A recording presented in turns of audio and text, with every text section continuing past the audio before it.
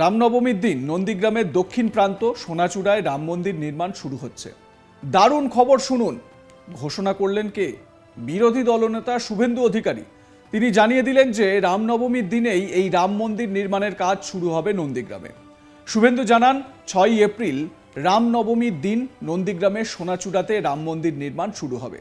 তিনি বলেন, অযোধ্যার রাম মন্দিরের আদলে তৈরি হবে এই মন্দির। এর পাশাপাশি একাধিক পরিকল্পনার কথাও তুলে ধরেন রাজ্যের বিরোধী দলনেতা শুভেন্দু অধিকারী। আপনাদের প্রথমে শোনাই শুভেন্দু অধিকারী এই রাম মন্দির নির্মাণ প্রসঙ্গে কি বলতে চেয়েছেন। মানুষের শহীদ পরিবারের সম্পদ আপনার, আপনি কে ব্যবহার করবেন। আপনাদের সকলকে ধন্যবাদ জানিয়ে আপনারা দোলের দিনও প্রায় 1000 মানুষ এখানে এসেছেন। আপনারা সামান্য আপ্যায়ন গ্রহণ করে যাবেন। দুটো কর্মসূচি বলে 1 মিনিট নীরবতা পালন করে আমি কর্মসূচি সমাপ্তি করব। একটা হচ্ছে 6ই এপ্রিল রামনবমীর দিন নন্দীগ্রামের দক্ষিণ প্রান্ত সোনাচূড়াতে 3.5 বিঘার জমিতে রাম মন্দিরের নির্মাণ শুরু হচ্ছে। সকাল 10টার সময় মহিলারা শঙ্করধ্বনি কলস নিয়ে হাজারে হাজারে আসবেন। বৈষ্ণব সমাজ মৃদঙ্গ খঞ্জনি নিয়ে আসবেন, অন্যরাও আসবেন। রাম সকলেরই আরাধ্য দেব।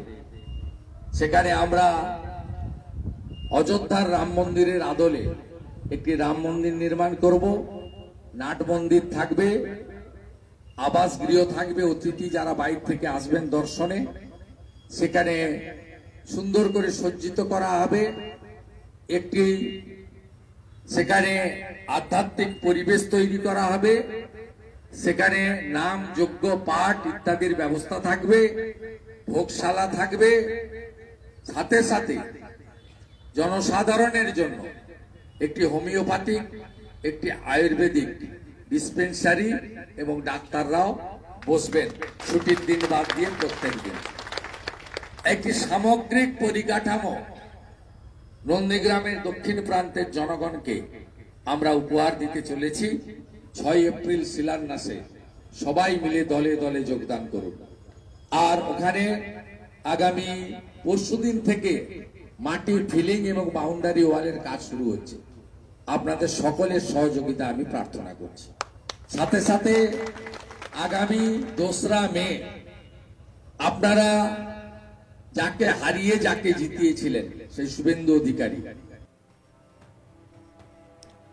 একই সঙ্গে নন্দীগ্রাম দিবসে শুভেন্দু সোনাচূড়া শহীদ মিনারে জমি রক্ষা আন্দোলনের শহীদদের প্রতি শ্রদ্ধা জ্ঞাপন করেন।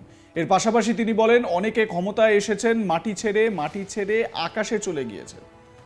আমরা মাটিতে পা রেখে চলতে চাই। নিশ্চয়ই বুঝতে পারছেন কার কথা বলছেন শুভেন্দু অধিকারী। শুনুন কি বলেছেন তিনি। পোস্টমর্টম করে তমলুক থেকে ফিরে আসা দেহগুলোকে নিয়ে আমরা নন্দীগ্রাম পুনর্দখল করেছিলাম। তাই 14ই মার্চ আমরা ভুলতে পারি না। 14ই মার্চ ভুলিয়ে দেওয়া যায় না।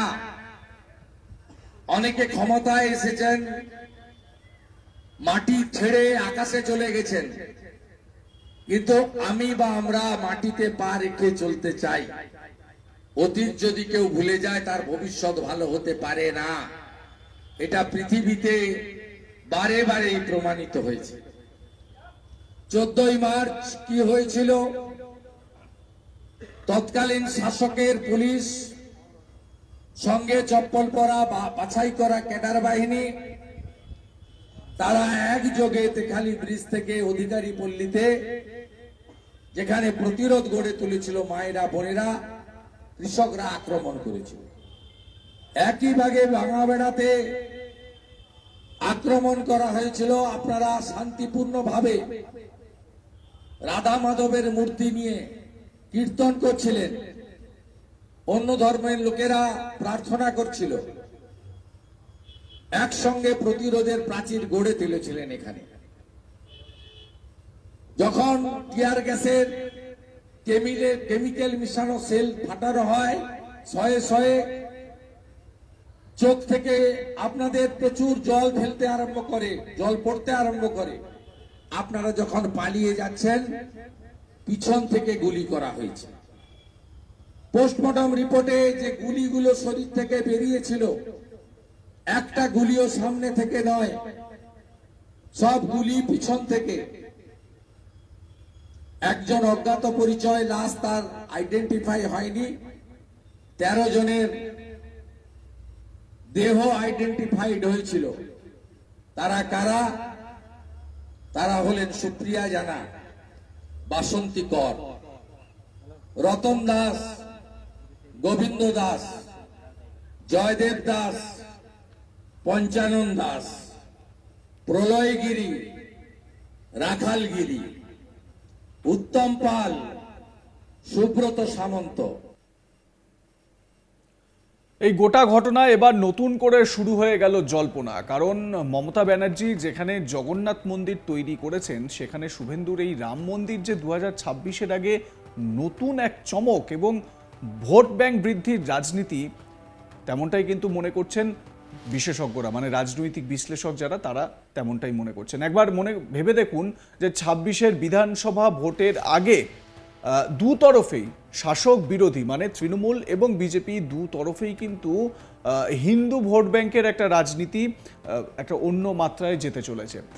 তার কারণ যদি আপনারা একটু ভেবে দেখেন যে মমতা বন্দ্যোপাধ্যায় বা রাজ্যের মুখ্যমন্ত্রী, তৃণমূল সুপ্রিমো, তিনি জগন্নাথ মন্দিরের উদ্বোধন করতে চলেছেন। এবারে দীঘায় একেবারে শুভেন্দুর গড় বলে পরিচিত পূর্ব মেদিনীপুর, সেই পূর্ব মেদিনীপুরের সমুদ্র সৈকতের পাশেই একেবারে পুরীর আদলে জগন্নাথ মন্দিরের নির্মাণ করেছেন মমতা বন্দ্যোপাধ্যায়। সরকারি কোষাগার থেকে সেই অর্থ গিয়েছে। অর্থাৎ এই বার্তাটাও যেরকম দেওয়া হয়েছে, এবং বিধানসভায় দাঁড়িয়ে শুভেন্দু অধিকারীকে টার্গেট করে বা শুভেন্দু অধিকারীকে নিশানা করে মমতা বন্দ্যোপাধ্যায় বলছেন যে কেন মানবেন না সেই জগন্নাথ মন্দিরকে, খুব কষ্ট হচ্ছে না, আমি করে দিয়েছি বলে। অন্যদিকে শুভেন্দু অধিকারী এই নন্দীগ্রাম দিবসের অনুষ্ঠানে তিনি বলে দিলেন এপ্রিল মাসে রাম মন্দির নির্মাণের কাজ শুরু হবে। একদিকে তৃণমূল কংগ্রেসের বা মমতা বন্দ্যোপাধ্যায়ের জগন্নাথ মন্দির, অন্যদিকে শুভেন্দু অধিকারীর বাংলায় রাম মন্দির তৈরি করা। বুঝতেই পাচ্ছেন, হিন্দু ভোট ব্যাংককে বাগে আনতেই বা হিন্দু ভোট ব্যাংককে পেতেই কিন্তু দুই তরফে এরকম একটা তৎপরতা লক্ষ্য করা যাচ্ছে। যদিও শুভেন্দুবাবু নিজের বক্তব্যে বারবার এটা বলেছেন, তিনি বলছেন যে মুসলিমদের ভোট আমরা পাইনি, বিজেপির কোনো বিধায়ক মুসলমানদের ভোট পায়নি বা মুসলিম ভোট পায়নি, সংখ্যালঘু ভোট ছাড়াই আমরা বিধায়ক হয়েছি। তিনি বলছেন যে আমি শুধু হিন্দুদের বিধায়ক। কিন্তু এই কথা বলার মধ্যে দিয়ে মুসলিম যে ভোট ব্যাংক, যেটা মমতা বন্দ্যোপাধ্যায়ের কাছে দীর্ঘদিন ধরে 2011-র পর থেকে তার কাছেই একদম রয়েছে, সেটাই কি তিনি সেই ভোট ব্যাংকটা হাতছাড়া হয়ে গেল তার, মানে সেটা থেকে সব আশাই শেষ হয়ে গেল নাকি? আপনারা এই বিষয়ে কি মনে করেন? আপনাদের মতামত জানাতে ভুলবেন না। দেখতে থাকুন আজ তাক বাংলা, সাবস্ক্রাইব করুন আমাদের ইউটিউব চ্যানেলটি, বেল আইকন প্রেস করুন নোটিফিকেশন পেতে।